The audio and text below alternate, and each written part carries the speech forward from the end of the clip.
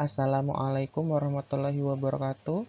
Halo anak-anak, pada kesempatan kali ini kita akan belajar tentang persamaan linier satu variabel. Setelah mempelajari materi ini, kalian diharapkan dapat memahami perbedaan kalimat tertutup dan kalimat terbuka, mengenal persamaan linier satu variabel dan sifat-sifatnya, serta dapat menentukan himpunan penyelesaian dari persamaan linier satu variabel.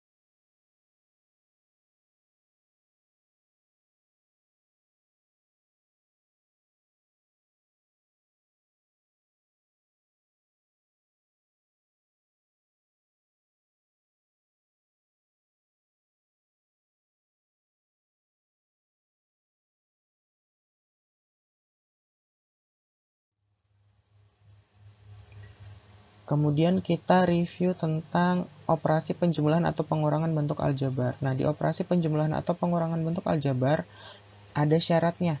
Syaratnya suku-sukunya harus sejenis. Jadi contoh, misalkan 2x tambah 6x, hasilnya adalah 8x. Karena 2x dan 6x sukunya sejenis. Jadi kita bisa langsung operasikan menjadi 8x. Begitu juga dengan 3y dikurang 7y. Karena sukunya sejenis, kita bisa operasikan menjadi negatif 4y. Kemudian misalkan ada 4x pangkat 2 dikurang 2x dikurang 6 ditambah 5x pangkat 2 ditambah 3x ditambah 2. Nah, di sini ada beberapa suku yang sejenis. Yang pertama ada 4x pangkat 2. Ini sejenis dengan 5x pangkat 2, jadi kita bisa kelompokkan. Kemudian di sini ada negatif 2x sejenis dengan 3x, jadi kita bisa kelompokkan. Kemudian di sini ada konstanta yaitu negatif 6 dan 2, sehingga kita bisa kelompokkan. Kemudian kita operasikan menjadi 9x pangkat 2 ditambah x dikurang 4. Karena 4x pangkat 2 tambah 5x pangkat 2 adalah 9x pangkat 2. Sedangkan negatif 2x tambah 3x hasilnya adalah positif x. Dan negatif 6 ditambah 2 hasilnya adalah negatif 4.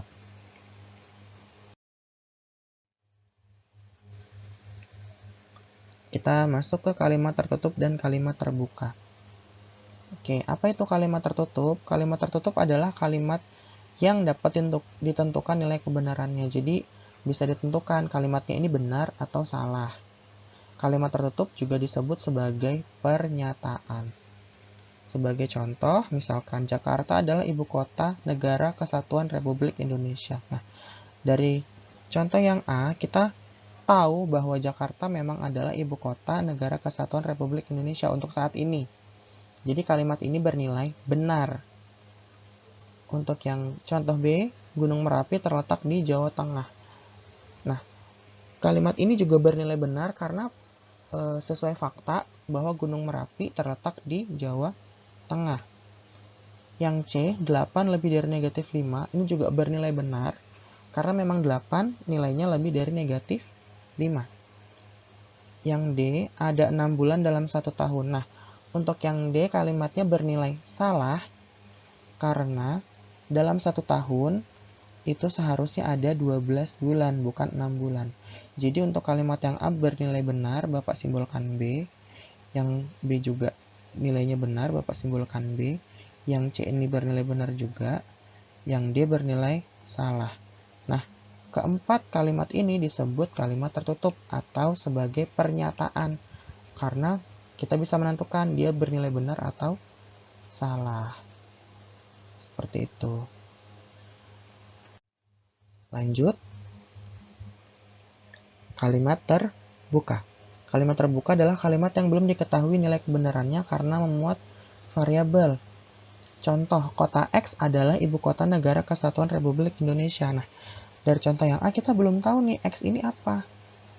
Kalau misalkan X-nya diganti jadi Balikpapan,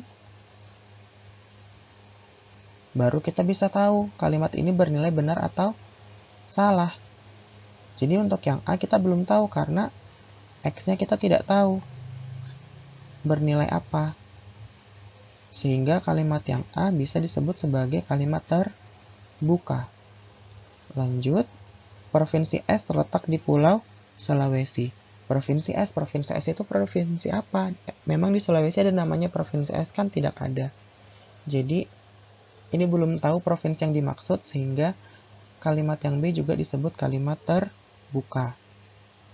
Yang C, 2 ditambah A sama dengan 8. Ini juga termasuk kalimat terbuka karena 2 ditambah berapa? Sama dengan 8. A-nya belum tahu kan berapa nilainya karena hanya disimbolkan sebagai A. Yang D juga sama, X ditambah 4 sama dengan 10. Ini juga merupakan kalimat terbuka karena kita belum tahu benar atau salah. Kalau misalkan X diganti 4, 4 tambah 4 sama dengan 10 bernilai salah. Kalau misalkan X-nya diganti 4, tadi 4 ditambah 4 sama dengan 10, nilainya salah. Nah, kalau seperti ini, berarti kalimat ini menjadi kalimat tertutup, karena X-nya sudah diganti menjadi 4. Tapi bernilai salah. Kalau misalkan X-nya kita ganti 6, 6 tambah 4 sama dengan 10, kalimatnya akan bernilai benar dan menjadi kalimat tertutup. Seperti itu.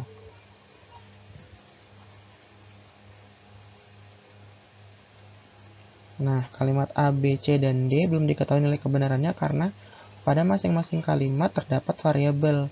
Maka keempat kalimat tersebut disebut kalimat terbuka. Jadi kita belum tahu kalimatnya benar atau salah.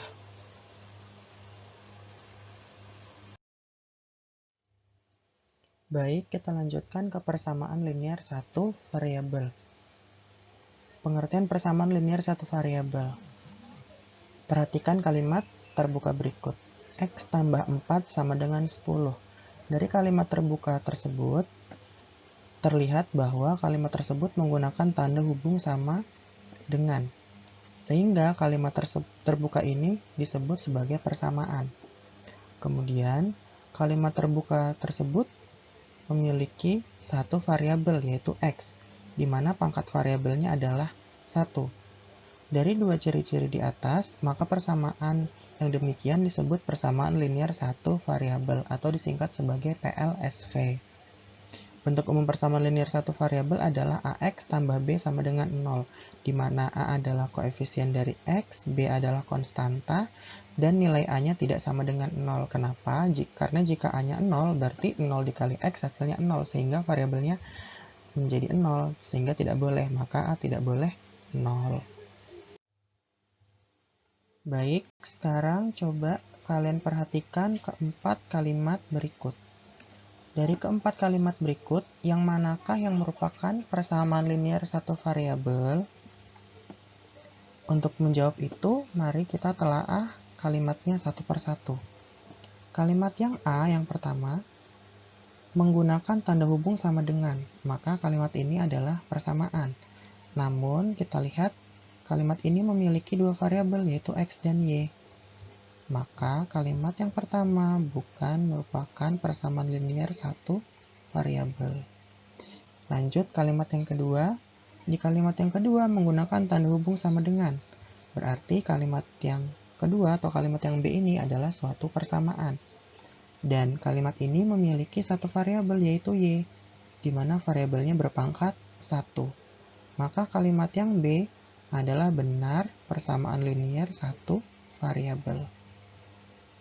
Untuk kalimat yang C atau kalimat ketiga, di sini kalimatnya juga menggunakan tanda hubung sama dengan, berarti kalimat tersebut merupakan persamaan dan memiliki satu variabel yaitu A. Namun, variabel A memiliki atau berpangkat 2. Sehingga, kalimat yang ketiga atau kalimat yang C adalah bukan PLSV. Kalimat yang D atau kalimat yang keempat, di sini menggunakan tanda hubung kurang dari. Dari sini terlihat bahwa kalimat yang D adalah bukan persamaan. Maka kalimat yang D adalah bukan persamaan linear satu variabel.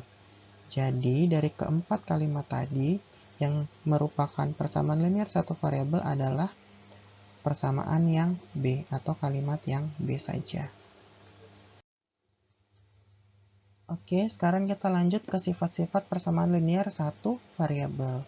Misalkan A sama dengan B adalah persamaan linear dengan variabel X dan C adalah konstanta bukan 0.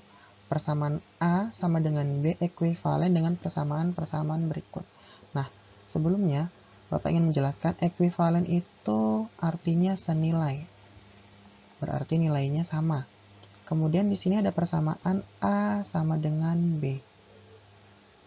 Nah, A di sini menempati di kiri sama dengan disebut sebagai ruas kiri. Sedangkan B ada di sebelah kanan sama dengan, maka di sini disebut sebagai ruas kanan. Jadi ada ruas kiri dan ruas kanan yang dipisahkan oleh tanda hubung sama dengan. Nah, A dan B tadi, A sama dengan B tadi akan senilai dengan yang pertama, A tambah C sama dengan B tambah C.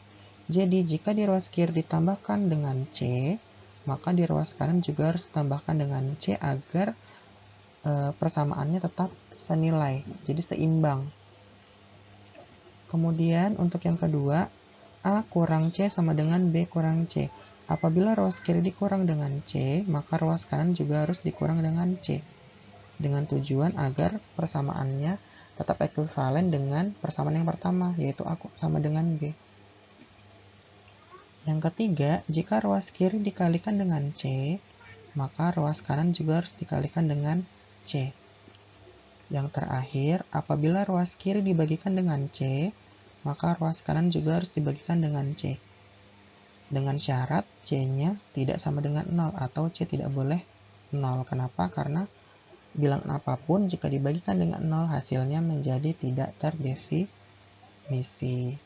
Jadi, misalkan ruas kiri ditambahkan C, ruas kanan juga harus tambahkan C agar seimbang karena persamaan, jadi kiri dan kanan harus seimbang. Baik, kita lanjutkan ke penyelesaian persamaan linear satu variabel. Perhatikan persamaan berikut. Di sini kita punya kalimat X tambah 4 sama dengan 10. Kita akan mencari penyelesaiannya. Apa sih penyelesaian itu? Penyelesaian itu adalah nilai variabel atau nilai pengganti variabel yang membuat kalimat ini bernilai benar. Coba, menurut kalian supaya hasilnya ruas kiri hasilnya menjadi 10, X-nya harus diganti berapa? Iya benar, X-nya harus diganti dengan 6. Karena 6 ditambah 4 hasilnya 10. Berarti 10 sama dengan 10 bernilai benar. Seperti itu. Nah, nilai X yang memenuhi adalah 6 karena 6 tambah 4 adalah 10. Maka penyelesaiannya adalah 6. Sehingga kita dapat tulis dalam bentuk himpunan penyelesaian atau disingkat sebagai HP. HP sama dengan 6 seperti ini. Himpunan penyelesaiannya. Ditulis dalam kurung kurawal karena himpunan. Jadi penyelesaian persamaan linear satu variabel adalah nilai pengganti variabel yang membuat kalimat tersebut menjadi bernilai benar.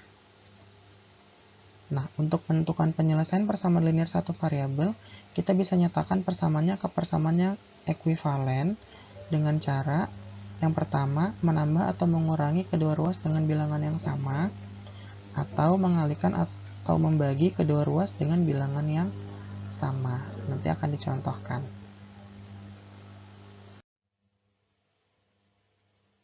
Oke, sekarang akan Bapak contohkan cara menentukan himpunan penyelesaian dari persamaan linear satu variabel. Di sini terdapat persamaan linear satu variabel 4x dikurang 3 sama dengan 3x ditambah 5. Kalau misalkan yang tadi X tambah 6 sama dengan 10, kita bisa dapat dengan mudah menentukan nilai X-nya karena 6 ditambah 4 hasilnya 10. Jadi X-nya adalah 6. Nah, kalau bentuknya seperti ini bagaimana? Fokus kita yang pertama adalah kita hilangkan atau kita buat 0 konstantanya. Di sini konstantanya di ruas kiri kita punya negatif 3. Bagaimana cara menghilangkannya? Berarti supaya jadi 0, berarti kita tambahkan 3. Ditambah 3. Nah, kalau di ruas kiri ditambah 3, nanti di ruas kanan juga harus ditambah 3. Seperti itu. Jadi nanti akan tertulis seperti ini. Nah, kedua ruas ditambah 3. Nah, kemudian ini Bapak kenalkan, ini adalah simbol ekuivalen, artinya yang kita tulis selanjutnya ini akan senilai dengan yang kita tulis sebelumnya. Seperti itu. Jadi artinya senilai atau ekuivalen. Jadi kita wajib menggunakan tanda ini. Nah, setelah kedua ruas ditambah 3, maka kita peroleh ruas kiri menjadi 4x, karena negatif 3 ditambah 3 hasilnya 0. Sedangkan yang di ruas kanan, 5 ditambah 3 hasilnya 8. Ini seperti ini. Setelah kita peroleh seperti ini, kita lihat di ruas kanan masih memiliki variabel 3x di sini ya, variabel x. Nah, kita akan membuat ruas kanannya ini 3x-nya hilang. Atau kita buat menjadi 0. Caranya bagaimana? Kita kurangkan dengan negatif 3x. Jadi ruas kanan kita kurang dengan 3x. Dikurang 3x. Maka di ruas kiri juga harus kita kurang 3x. Menjadi seperti ini. Ruas kiri dikurang 3x. Ruas kanan juga dikurang 3x. Gitu. Kemudian kita operasikan 4x dikurang 3x hasilnya adalah x. 1x atau bisa ditulis dengan x saja. Sedangkan 3x dikurangin 3x hasilnya adalah 0. Sehingga sisanya adalah 8 untuk di ruas kanan. Di ruas kiri sisa x, ruas kanan sisa 8. Berarti x sama dengan 8. Maka himpunan penyelesaian dari persamaan tersebut adalah 8 atau ditulis sebagai HP sama dengan 8. Baik, kita lanjutkan ke contoh yang kedua. Di sini disuruh menentukan himpunan penyelesaian dari persamaan 3x tambah 13 sama dengan 5 dikurang x. Caranya sama, di ruas kiri kita eliminasi atau kita hilangkan dulu konstantanya yaitu 13 dengan cara kita kurangkan dengan 13. Jadi kita kurangkan dengan 13. Nah, karena di ruas kiri dikurangkan dengan 13, ruas kanan juga harus dikurangkan dengan 13. Seperti ini. Jadi 3x tambah 13 dikurang 13 sama dengan 5 dikurang x dikurang 13. Agar konstanta di ruas kiri bernilai 0. Karena 13 dikurang 13 hasilnya 0. Lanjut, diperoleh 3x sama dengan negatif 8 dikurang x. Seperti itu. Nah, sekarang kita lihat di ruas kanan kita masih punya variabel x. Kita ingin variabelnya ini hanya di ruas kiri. Oleh karena itu, ruas kiri kita tambahkan dengan x. Kenapa ditambahkan dengan x? Karena negatif x ditambah x hasilnya 0. Karena ruas kanan ditambah x, maka di ruas kiri juga harus ditambah x. Sehingga menjadi bentuk seperti berikut. 3x tambah x sama dengan negatif 8 dikurang x ditambah x. Seperti itu. Setelah itu kita operasikan, maka kita peroleh 4x sama dengan negatif 8. Jadi 3x ditambah x hasilnya 4x, negatif x tambah x hasilnya 0, kita turunkan negatif 8-nya. Nah, setelah sampai langkah ini, ternyata kita masih punya 4x. Padahal kita butuhnya hanya x. Bagaimana caranya? Ingat, 4x itu maknanya 4 dikali x. Maka supaya menjadi x saja, supaya tersisa x saja, kita bagikan dengan 4. Jadi 4x dibagi 4. Jadi 4 dikali X dibagi 4. 4 dibagi 4 hasilnya 1, maka tersisa X. Nah, kita masukkan ke persamaan tadi. Berarti kedua ruas harus kita bagi dengan X nih. Kedua ruas dibagi dengan X. Seperti yang sudah Bapak tuliskan tadi. Kedua ruas kita bagi dengan X, sehingga 4 dibagi 4 hasilnya 1.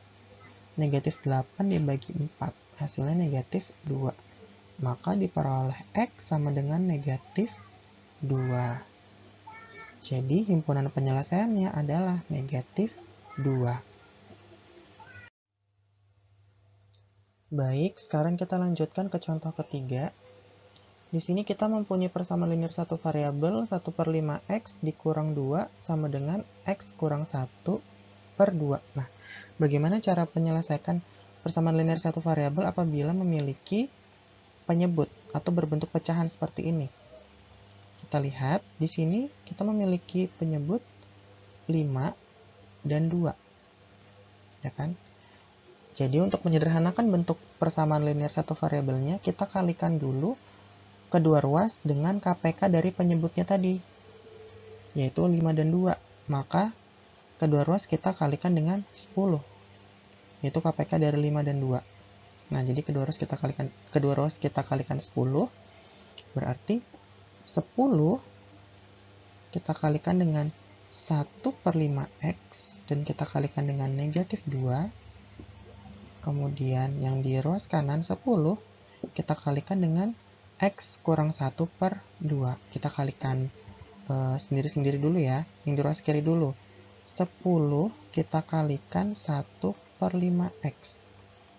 Ingat, kita bisa membagi 10 kita bagi 5. Diperoleh 2. 2 dikali 1x. 2 dikali 1x adalah 2x. Kemudian 10-nya kita kalikan dengan negatif 2. 10 dikali negatif 2 diperoleh negatif 20. Jadi kita kalikan ke masing-masing suku untuk kasus yang ruas kiri. Untuk yang di ruas kanan, 10 dikalikan X kurang 1 per 2. Nah, seperti ini. Ini kita bisa langsung bagikan 10 dengan 2-nya. 10 dibagi 2, hasilnya adalah 5. Kemudian 5-nya kita kalikan ke masing-masing suku yang ada di dalam kurung. Sehingga kita peroleh bentuknya menjadi 2x kurang 20 sama dengan 5 kali x dikurang 1. Nah, 5 dikali x dikurang 1 tadi akan menjadi 5x dikurang 5. Karena 5 dikali x adalah 5x, 5 dikali negatif 1 adalah negatif 5. Nah, setelah bentuknya menjadi sederhana, sama seperti yang sebelumnya, kita eliminasi atau kita buat 0 dulu konstanta yang ada di ruas kiri, yaitu negatif 20, maaf. Jadi untuk membuatnya menjadi 0, kita tambahkan kedua ruas dengan 20. Jadi seperti ini. Jadi 2x dikurang 20 ditambah 20. Karena di ruas kiri ditambah 20, di ruas kanan juga harus ditambah 20. Sehingga kita peroleh 2x sama dengan 5x tambah 15. Karena negatif 20 ditambah 20 tadi adalah 0, sehingga di ruas kiri sisanya hanya 2x, di ruas kanan 5x tetap, negatif 5 ditambah 20 adalah positif 15. Seperti itu. Nah, kita lanjutkan lagi. Karena di ruas kanannya memiliki variabel, kita eliminasi juga, kita buat 0. Berarti kedua ruas kita kurangkan dengan 5x. Kedua ruas kita kurangkan dengan 5x agar di ruas kanan hanya tersisa konstanta. Jadi kedua ruas kita kurangkan 5x. Oke, kita lanjutkan. 2x dikurang 5x hasilnya negatif 3x. Sama dengan 15. Karena 5x dikurang 5x hasilnya 0, jadi 15 di ruas kanan sisanya. Nah, sama seperti tadi, agar tersisa X saja, kita bagikan kedua ruas dengan koefisiennya variabel X. Di sini koefisiennya adalah negatif 3. Berarti kedua ruas kita bagi dengan negatif 3. Negatif 3 dibagi negatif 3, hasilnya adalah 1. 15 dibagi negatif 3, hasilnya adalah negatif 5. Maka X sama dengan negatif 5. Jadi, himpunan penyelesaian dari persamaan tersebut adalah negatif 5. Seperti itu.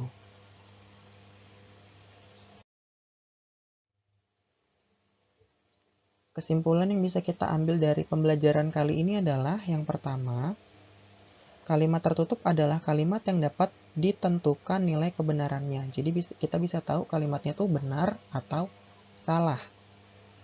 Yang kedua, kalimat terbuka adalah kalimat yang belum dapat ditentukan nilai kebenarannya karena memuat variabel. Jadi ingat, kalau ada variabelnya berarti dia adalah kalimat terbuka.